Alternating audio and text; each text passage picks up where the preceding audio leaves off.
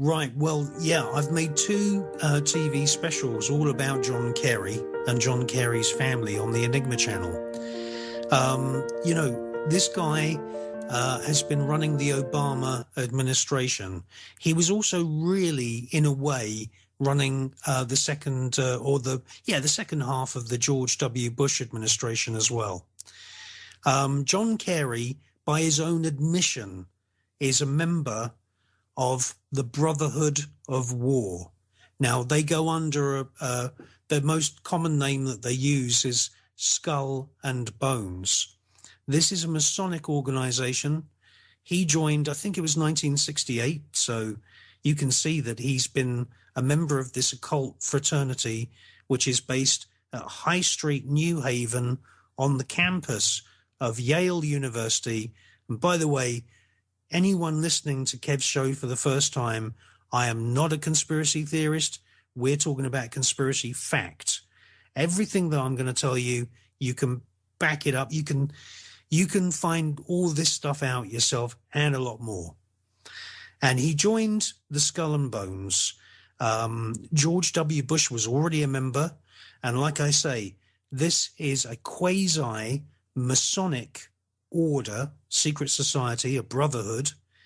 They did use the name the Brotherhood of War back in the 1800s. They have had Howard Taft as a former member. Howard Taft went on to become the President of the United States of America. Then they had George Bush Sr. He went on to be the boss of the CIA. He ran the Ronald Reagan administrations because Ronald Reagan was really basically a semi-retired cowboy actor, even though he did have, some interesting things to say. And then George Bush Sr. became president of the United States. And then George W. Bush, his son, he's also a member of the Skull and Bones. What I want to do in this show is really make it very clear, especially for the new people, the younger people that have awoken and have realized that everything that they're seeing on the mainstream news channels is really full of bias.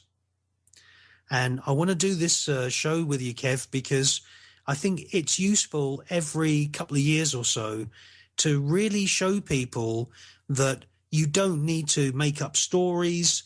Truth is stranger than fiction, and these people really are, and I'm talking about the top politicians and the super rich aristocratic elite and the political class, they really are members of these brotherhoods and these sisterhoods.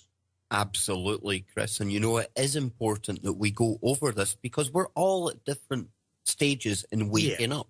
Some people tuning in tonight, like you say, will be entirely new to this. And another way they can think about what you've just said there, Chris, is out of a population of maybe 300 million, what are the odds of so many presidents making their way out of one club?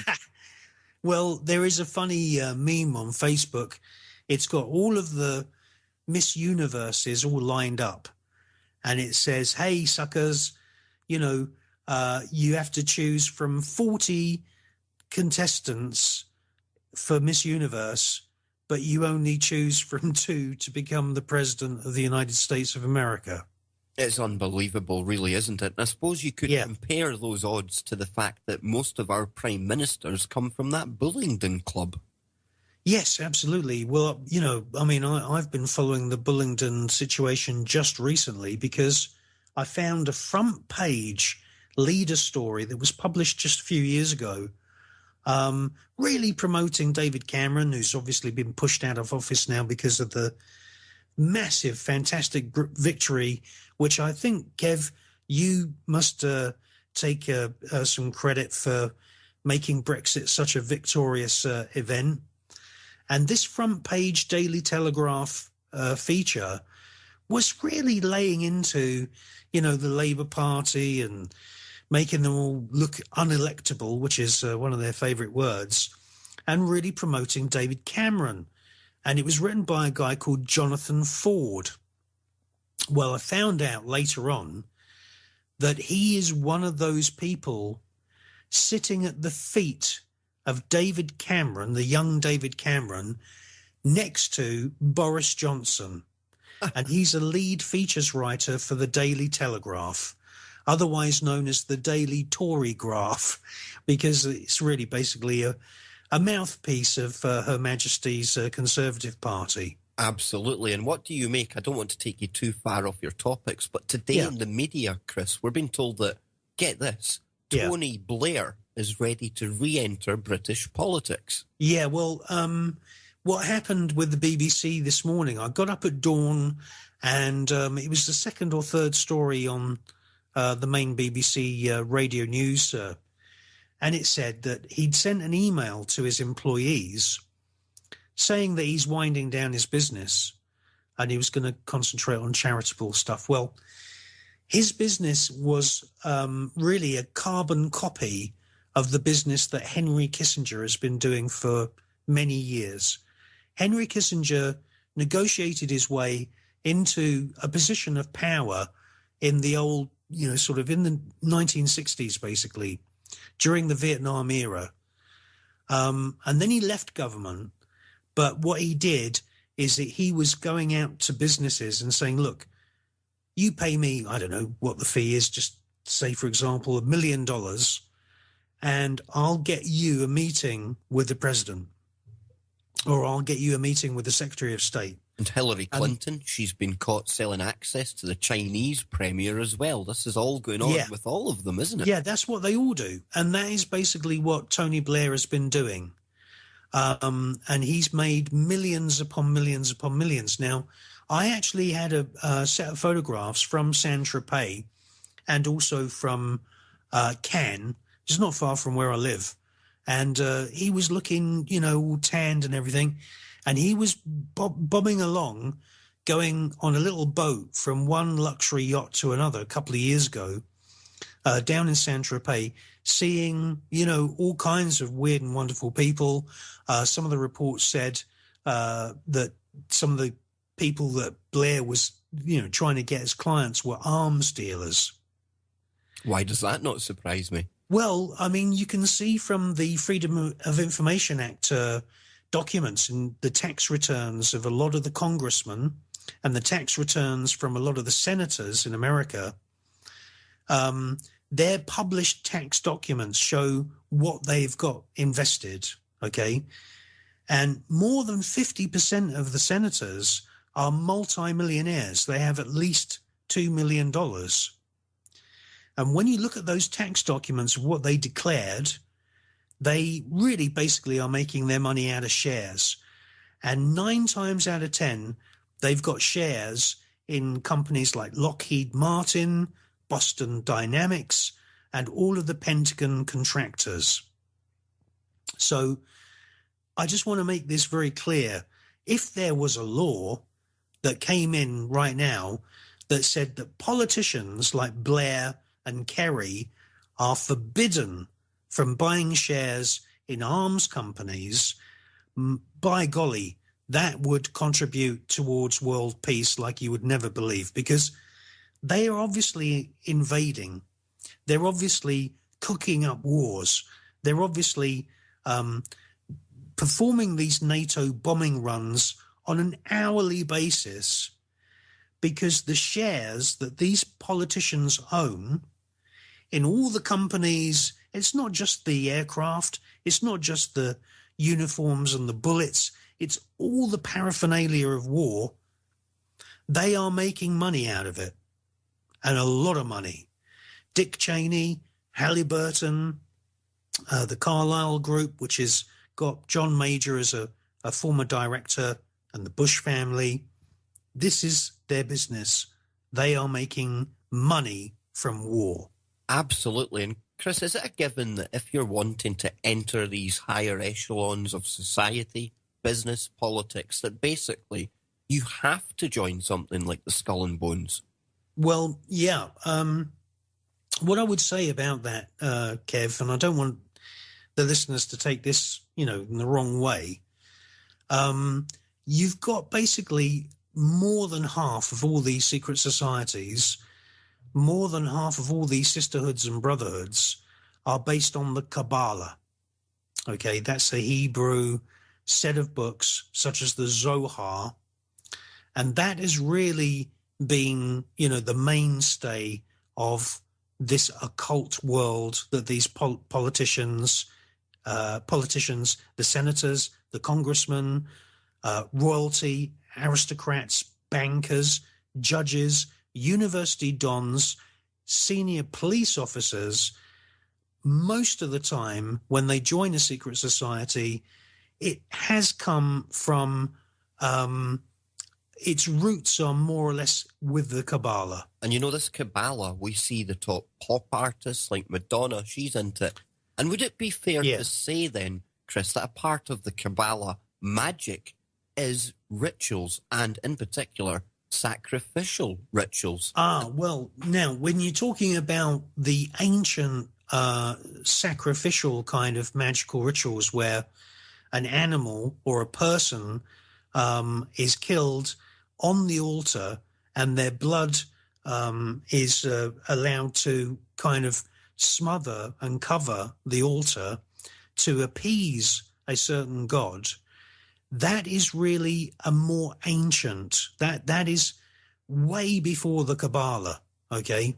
That goes way back, and that is a kind of very ancient Judeo-Babylonian kind of Satanism, really, even though back in those days, I don't think they were using the word Satan. They had a kind of panorama of different gods, and some of those gods were horned gods like Cernunnos.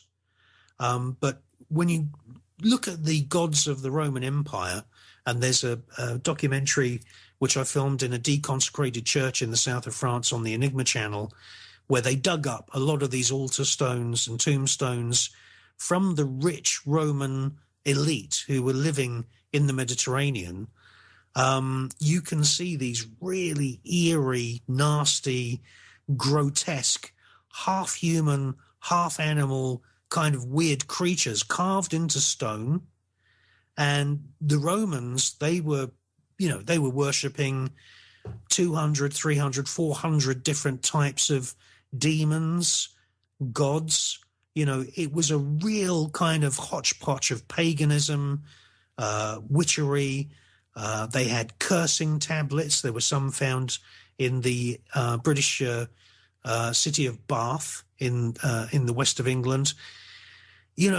What we're really dealing with sacrifice is a much more ancient form of appeasing the spirits, or to attract a demon. You would kill a child, or you would throw a newborn baby, into a fiery pit. And very often in the Middle Eastern region, the god that they used to kill their firstborn children to was Molech. Now, Molech is not an owl. Molech is half human and half bull, and he is one of these horned gods. And the statues of Molech had a kind of blast furnace built into the stomach, and people used to throw their firstborn baby in there. People, when I say this, they go, wow, why would they do that? How on earth can they bring themselves to kill their first child? What it is that these brotherhoods run the show today behind the scenes. Clinton, Kerry, Bush, the aristocrats of the black nobility of Europe, the Italian mafia, Masonic networks. That is what we have today, and it was no different in the ancient world. And Chris, would it be fair to say that if we go back to those ancient times, are we following like a bloodline through history here? Well, there are several bloodlines, actually. From that Judeo-Babylonian period, we then saw the creation of Israel, which was more or less split into two kind of nations. The southern part was called Judah. And they fanned out, into Europe. In actual fact, there isn't really much in terms of their bloodline from the Middle Eastern region, because there was some research done on the blood groups of Hebrew families in Europe, and they actually are really basically European. Their claim to Israel, their claim to that land, is kind of bogus because their genetic kind of heritage was lost, you know. And in actual fact, you've got Sephardic Jewish people who were from Spain and from northern Morocco. The Ashkenazis are the German Hebrew families. You know, it is mainly the Spanish and the German Hebrew bloodlines who have now populated Israel, and also the ones from Poland and Russia as well. Wow. And I think, Johnny, you've got something to kind of ask or mention at this point as well, don't you? Yeah, it's just to mention the fact that they actually do this today at Bohemian Grove, although it's a simulation, but it's just exactly what you've been talking about, Chris. Bohemian Grove is like a summer camp that's run by the Bohemian Club. And the Bohemian Club is based in San Francisco. It's a gentleman's club. It costs quite a lot of money to be a member, and there's a very long waiting list. They have their own Egyptian mummy, by the way. They have a 5,000-year-old real, authentic Egyptian mummy in their offices called Lady Isis. And they have a model of a very famous Greek sculpture called the Owl of Minerva. And the reason that they have the Owl of Minerva is because that was one of the original symbols of the Bavarian Illuminati. So they are, you know, they are Illuminists, if you like, but at the same time, it's also a social gathering. The Bohemian Club has been popular with the homosexual community within San Francisco over many years. And who visited the Bohemian Club and they put on a special show for them? The Queen of England and Duke of Edinburgh. They actually put on a special show for them when the Queen visited their headquarters when she visited San Francisco. Wow. Wow. Now, in the name of not appearing to be sexist, we're talking about a lot of the brotherhoods here. I'm living in Scotland. I've got Kim Jong-Sturgeon as my leader. We've got Theresa May down in London. We've got Merkel. We have got Le Pen rising in France. And we possibly might have Hillary Clinton. Sisterhoods, Chris. Yes, there are sisterhoods, and there's also Masonic brotherhoods and Satanic brotherhoods that do actually accept female members. There's no question about it. You know, on the nursery slopes of the occult, many female politicians in America are members of the Eastern Star. Then you have all of the female politicians in America who are Mormons. Now, Mormonism is actually a flavor of Freemasonry. Their symbolism is very similar, and Joseph Smith, I've got his copies of his original papers where he's drawing sigils to actually bring through demons and spirits to help him locate buried seams of gold and gold nuggets. You know, Mormonism is a fusion of spiritualism, mumbo-jumbo that was made up by Joseph Smith, and Freemasonry. In actual fact, they use many of the Masonic symbols. So, yeah, you know, women are involved in that. But in Europe, there is many, many women involved in Satanism. There was a deathbed confession of the Australian leader of the Ordo Templi Orientis, which started off as a German cult. This guy was called Peter Narsagonen, and there were many, many so-called scarlet women who were making a lot of money, actually. They joined these satanic cults, and the women play a pretty important role because what they do is they target heterosexual businessmen, millionaires, and they target heterosexual politicians.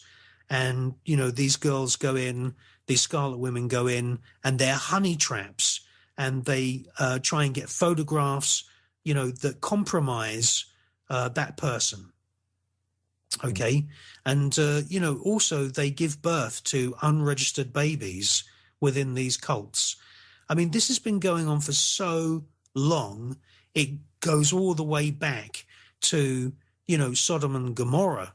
I mean, a lot of the temples used to have a temple prostitute who was on duty 24 hours a day because, sex and sex magic and summoning spirits at the point of orgasm. I know this sounds very strange to listeners if they haven't, come across this before, but believe me, this is a big mainstay of the occult underground. And when I say the occult underground, I've interviewed people, and you can see on the Enigma channel, you can see interviews with people who were taken to stately homes, which cost tens of millions of pounds, and they witnessed people being sacrificed like tramps.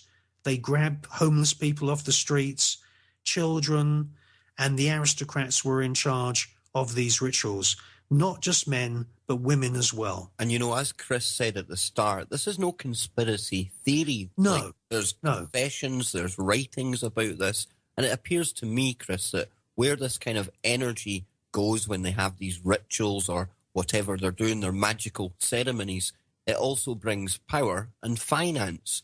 Now, they're obviously doing the bidding for something. The thing is that like I say, you've got a lot of brotherhoods and sisterhoods based on the Kabbalah.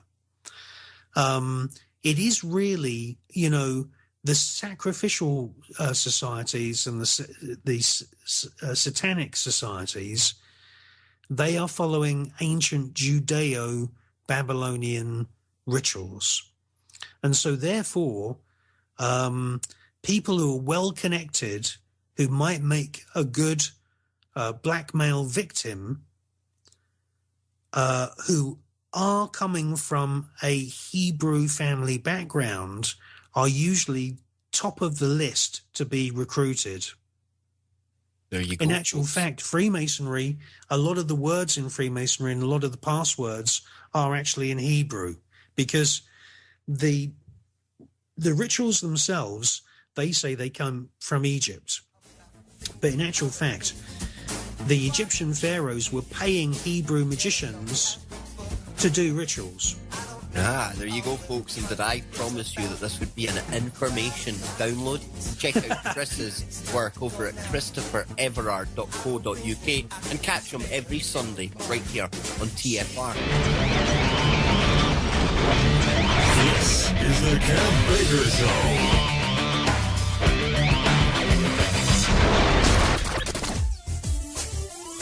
Welcome back, ladies and gentlemen, to an information-filled hour right here on the Kev Baker Show with our special guest, the simply amazing Christopher Everard. You can find him over at christophereverard.co.uk. Now, I just have to reiterate before we go back to Chris how important it is that we go over all of this information periodically, because being an ex-soldier, I know the importance of knowing your enemy. And to understand what we're up against here, we really need to know the mindset of these people.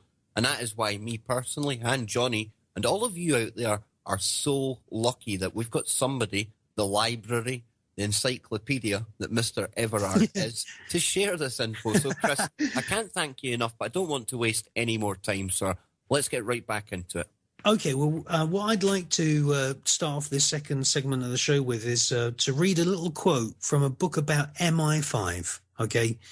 Now, the original logo of MI5 is a pyramid with the eye in the capstone. I don't know whether you've seen that, but that was their original logo. Oh, yes. So this is a book all about MI5, and I just want to, I'll kind of skip some of the bits of it. I don't want to make it too long. But this is a book about Her Majesty's Intelligence Service, and this is what it says. It's talking about Maxwell Knight, okay, and he was one of the spy masters of MI5. And it says, occult rites, that's occult rituals, especially sexual ones, produced excellent opportunities for blackmail. there are, let me just see here, there are hints of something like this going on in a report Soviet mole Kim Philby sent to his Moscow controller in 1942. Kim Philby noted that SIS, that's really the Secret Intelligence Service, that's MI6, MI5, and some of the other intelligence services as well, like GCHQ. Kim Philby, who was basically a traitor, he was a homosexual chap who gave away a lot of secrets to the Russians. Kim Philby noted that SIS was investigating a complicated racket that linked Royal Air Force officers and members of British high society to drug smuggling, sexual orgies, both hetero and homo, and black masses. That's where it's like the Catholic Mass, but they read the Mass backwards and everybody is dressed in long black robes. Behind this scheme was the German embassy in Dublin in Ireland, which ran drugs into England with the aid of Welsh fishermen. In Dublin, it's a diddle-a-diddle-a-dirt. It says they ran drugs into England with the aid of these Welsh fishermen. The dope, orgies, gambling, and black masses were used to blackmail officers into supplying information,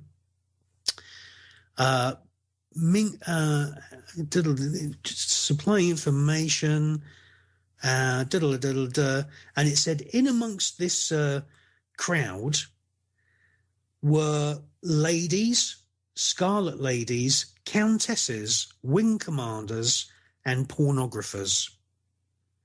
And there was also the Soviet ambassador, Ivan Matsky, and the notorious occultist, Aleister Crowley. And this is a book about MI5. I've got a whole big library. I've got more than 5,500 books. I've got another book, which I'll just pick up here. And, you know, for the listeners out there, you can think about Bill Clinton and the CIA drug run into absolutely, Arkansas. Absolutely. Yeah.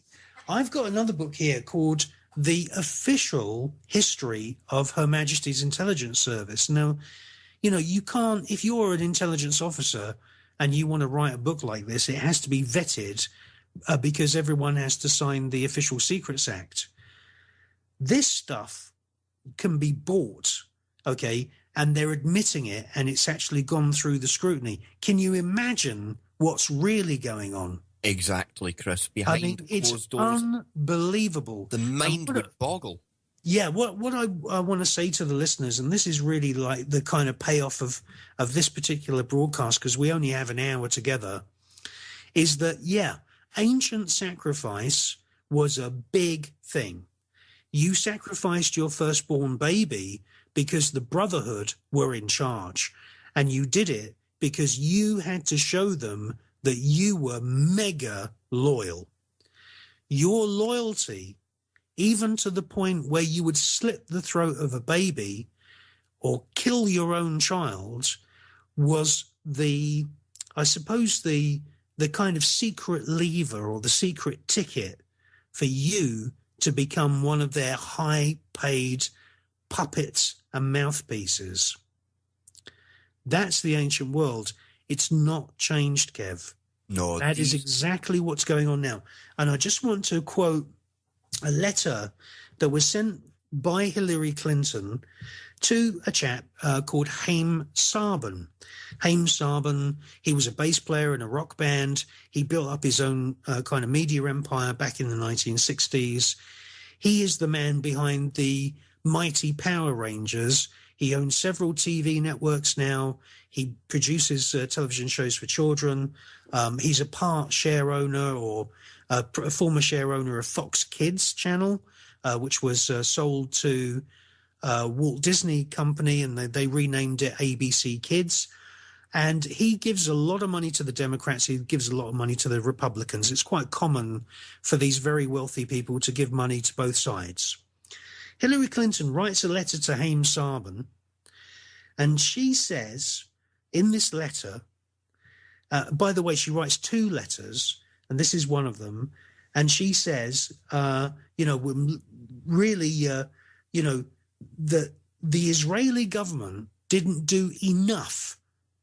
And she's referring to Operation Protective Edge, which caused thousands of civilians, thousands of Palestinians to have their homes blown to smithereens with tanks. And in this letter, she vows to Haim Sarban, who's this very successful, wealthy Israeli businessman, that if she becomes president, she would support the killing of 200,000 Gaza civilians. This is on the scale of Pol Pot, Himmler, Hitler, and Mao Zedong.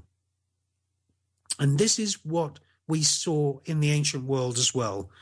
If you were willing to kill a child to show your loyalty to the Brotherhood, they would promote you up the rungs of promotion. And, just sticking with Hillary for a moment, I mean, Ben Carson, in the recent debates on the presidential run, he was talking about one of Hillary Clinton's mentors, Saul Alinsky. Saul Alinsky, He wrote a book called Rules for Radicals, and it actually acknowledges Lucifer as the original radical. It shows the mindset of Hillary, if that's one of her mentors. He is, and he's also the mentor of Barack Obama. In actual fact, the book Rules for Radicals, I've got a copy here. The entire book is dedicated to Lucifer. The entire book is dedicated to Lucifer. Incredible. And it is Barack Obama's biggest kind of political treatise that really, got him, into politics. And, folks, just think about that. A current president and possibly a potential next president idolising somebody who was so into Lucifer. Very telling, Chris. Yeah, absolutely. And she's writing letters saying, if you donate to me and support me in my campaign, and I become president, I'm going to vow and give you all of the moral support so that you can go and kill 200,000 civilians. Not only that, but we had a question, at the dispatch box in, I think it was Prime Minister's question time, to Theresa May. This only happened a few days ago. Would you use a British nuclear weapon if it meant the killing of 100,000 women and children as collateral damage? She didn't even pause, Chris. No, and she said yes. Yep. That's 100,000. She's willing to kill 100,000 innocent collateral damage civilians, and Hillary Clinton's willing to kill 200,000. I just want to make this clear, okay? Theresa May has no children, not that we know of anyway. Her Wikipedia entry and also her Debrett's peerage entry for her education and for her school years is very sketchy. We don't know anything about this woman. We know that she has a Jewish surname, which is May.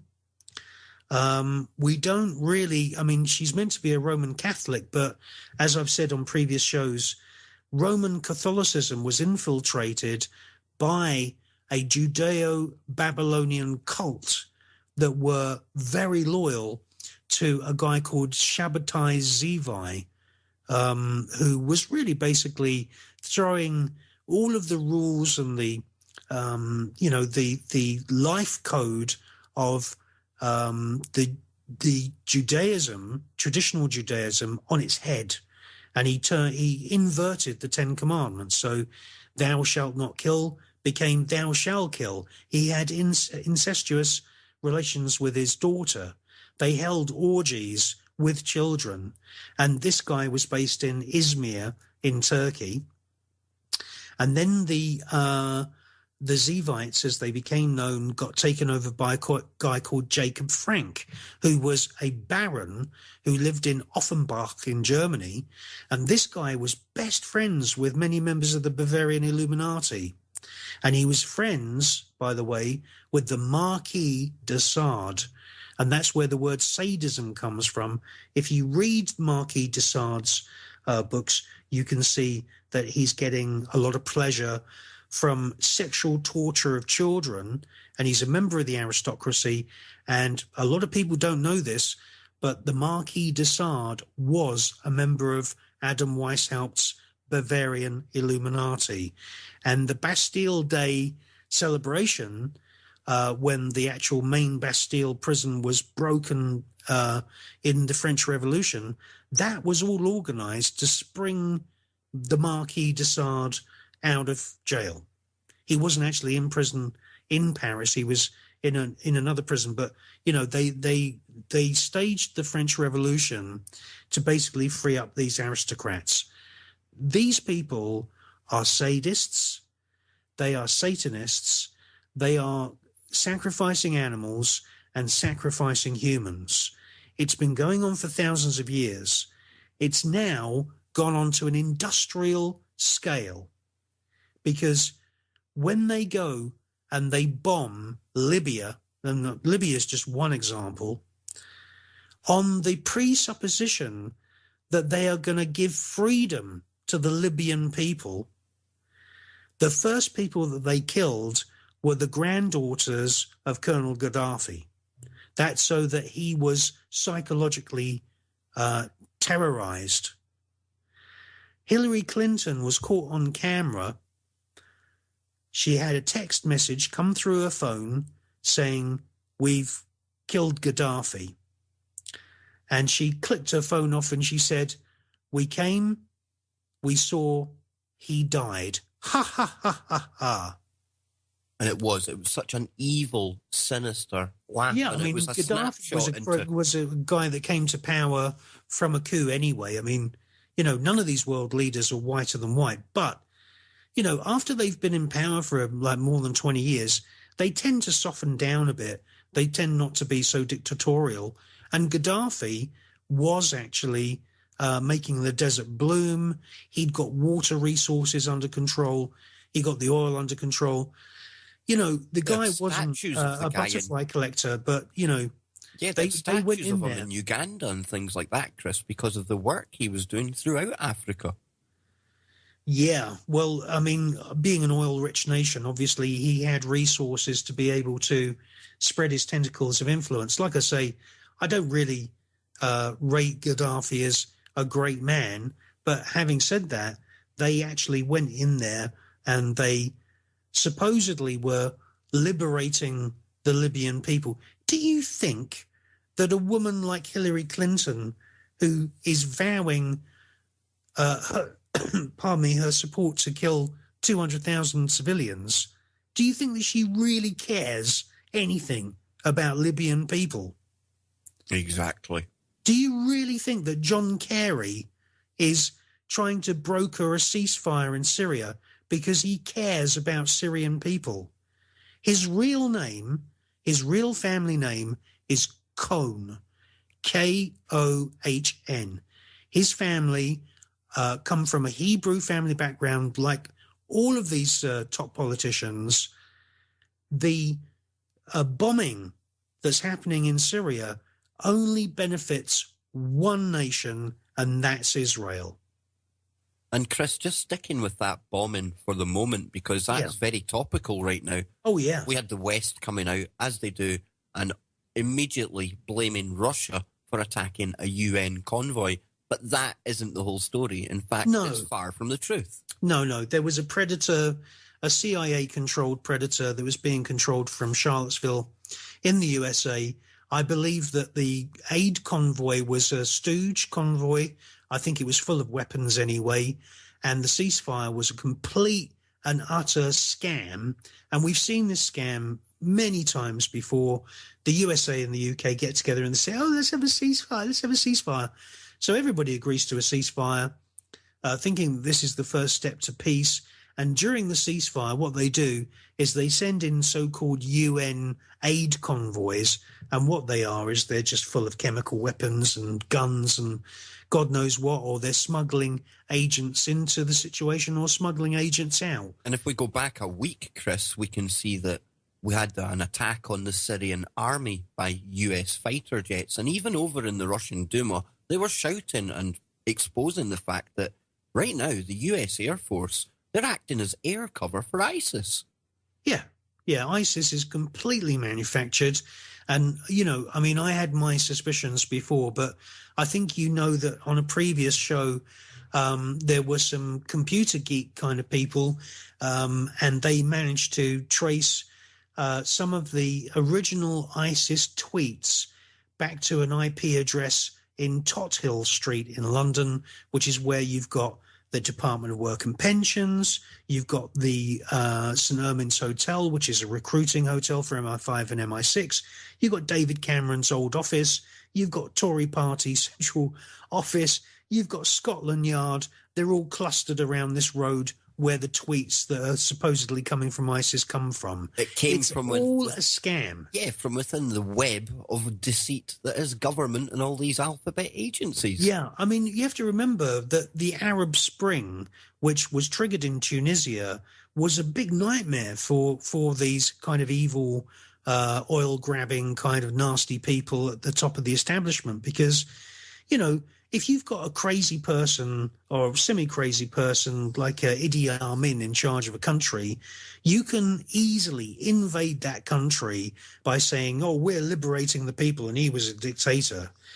When democracy started to come along with the Arab Spring, they had to create ISIS. They had to throw Tunisia and Algeria and Libya and all these Arabian nations into chaos because if those nations got democracy and they had, proper constitutions and they had proper rule of law, then the people would start to grow their economies. And, you know, nowadays economies grow very, very quickly. They remember a lot of those nations are oil rich or they buy oil very cheaply from fellow Islamic countries. And the establishment, I'm talking about the royal elite, the royal Bavarian British aristocracy, who really are the richest people on the planet and run the show and give Obama his orders and give John Kerry his orders. They had to invent ISIS because otherwise they would end up with tiger economies right in the Middle East and the price of oil would shoot up and they wouldn't be able to steal the oil. Now, Chris, one country that sits right in the middle of everything that's going on right now in Syria is, of course, Russia. And you're probably the most educated guy when it comes to the connections between all these powerful people. Yeah. And in the conspiracy analyst world that we find ourselves, there seems to be a back and forth. Is Putin good? Is he bad? Yeah. Now, he comes from the FSB. He's no angel. But what's your take? Is he one of the club? Is he in these secret societies? Yes. I mean, you know, he, like you say, he's a former lieutenant in the FSB. The FSB is like the new version of the KGB. When Putin started his career as a spy, and by the way, Angela Merkel was a spy. She was a spy for the Stasi, Eastern German Gestapo, okay? Many of these politicians have links to the intelligence network. Nigel Lawson, he was a high up in the Tory government a few years ago. We discovered that he had links to MI6. You know, it goes on and on and on. George Bush Sr. was the president of the United States. He was previously the boss of the CIA. I mean, the intelligence services go hand in hand with these top political jobs, okay? Now, Putin is no different, all right? When Putin started his career as a young officer, even before he was a lieutenant, it was the KGB. And the KGB had the Lubyanka building, which everybody hated because literally hundreds of thousands of people have been dragged into that building. Now, who was controlling the KGB in the early years when Putin started his training? It was the old Kremlin, you know, kind of communist set. And these people were basically Marxists. Karl Marx lived in London and he was Jewish. Leon Trotsky, the Trotskyists, Leon Trotsky lived in Manhattan. He was very wealthy and he was Jewish as well. Hardly none of those Kremlin superiors or communist kind of iconic leaders, hardly none of them came from Russia. They all came from countries outside of Russia. Communism is a construct. It's a fake paradigm that was created because there was a grassroots people power movement that was putting pressure on the royal czars, who are the cousins of our British royal family. You can see pictures of the old King George and Tsar Nicholas II. They look like identical twins. That's because they have, the same grandparents. And this grassroots movement was putting them under a lot of pressure because people were starving. People were queuing up in Russia. There was no bread. Food was rotting before it had been delivered from one side of the country to the other. And so the grassroots movements wanted to have, proper democracy. So what the Tsars did is they created communism. And communism is as fake as anything you can ever imagine. It's always been fake. And, what happened is that they got serial killers, mass murderers. Some of the biggest mass murderers in history are actually communist soldiers. And they gave them unlimited amounts of ammunition, unlimited amounts of guns. And these people, and I have to say this, many of them were Jewish because the oligarchy, the establishment in the communist system, they were also Jewish. Some of those killers killed 100,000 people with machine guns. They depopulated Russia and they threw into jail the people that wanted democracy. They terrorized the Russian population using homegrown terrorist groups, and they fractionalized the whole of the Russian community. And Putin is a product of that. Now, look at RT, Russia Today. Many people got the wrong idea about Russia Today. Russia Today, if you remember, had arguments with 2 or 3 of their major presenters when Russia tried to stop the democratic Maidan Square campaign in the Ukraine. Okay. Russia, the modern Russia now is being allowed to be capitalized because the rest of the Western world has actually managed to reach a certain plateau on the stock market, and now Russia is being capitalized. Prices are going up, wages aren't going up that fast, and people in Lithuania and Estonia and all of the former Soviet satellite countries like Romania and Bulgaria, these people are coming to Britain. They're contacting me when they see my films and they see my documentaries on the Enigma channel, and they're going, holy cow, our parents were screwed. Well, this is all a scam. Chris, we're almost out